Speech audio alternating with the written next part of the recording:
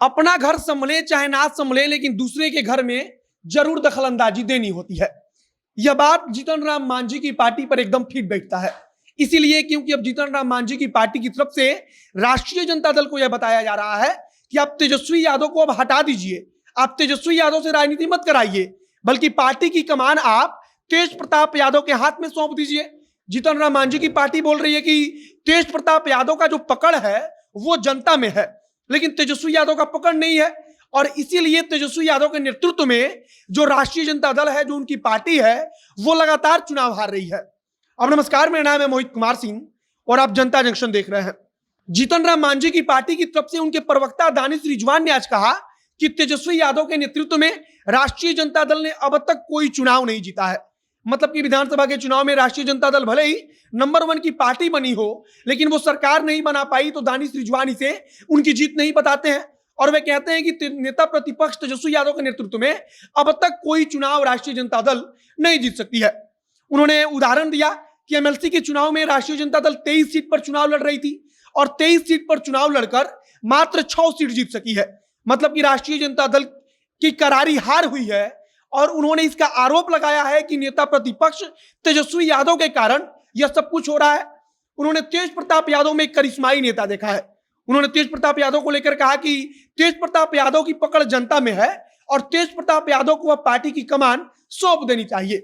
लगे हाथ दानिश रिजवान ने यह भी कह दिया कि लालू प्रसाद यादव को अब तेजस्वी यादव को जो मुख्य धारा की राजनीति है उससे हटाकर बैकडोर में भेज देना चाहिए और हो सके तो उनको राज्यसभा का सांसद बना देना चाहिए, जिससे कि तेजस्वी यादव अंदर रहकर पार्टी के पर्दे के पीछे रहकर राजनीति कर सके और तेज प्रताप यादव को पार्टी की कमान सौंप देनी चाहिए और पूरी पार्टी को तेज प्रताप यादव संभाले। वैसे यह कोई नई बात नहीं है।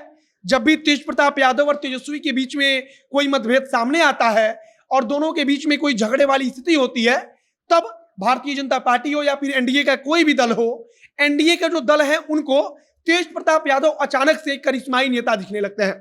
भारतीय जनता पार्टी ने भी कई दफा यह बोल चुका है, भारतीय जनता पार्टी के नेता, कि तेज प्रताप यादव को दबाया जा रहा है और तेज प्रताप यादव में वह क्षमता है कि वो पार्टी को चला सके। लेकिन लालू प्रसाद यादव और तेजस्वी यादव यह सब कुछ करने होना ही नहीं देना चाहते हैं। अब इसी प्रकार से जीतन राम मांझी की पार्टी कह रही है कि तेजस्वी यादव के नेतृत्व में उनकी पार्टी केवल हार रही है और तेज प्रताप यादव की जनता में पकड़ है, तो तेज प्रताप यादव को अगर बैकडोर दे दी जाएगी तो वे पार्टी को जीत दिला देंगे।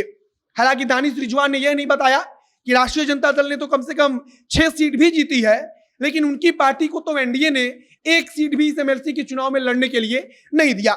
यहां तक कि जो पशुपति पारस की पार्टी है उसको 1 सीट दे दिया गया, लेकिन जीतन राम मांझी की पार्टी को 1 भी सीट नहीं दिया गया और उसके बावजूद जीतन राम मांझी अपना मुंह बंद करके चुपचाप रहे।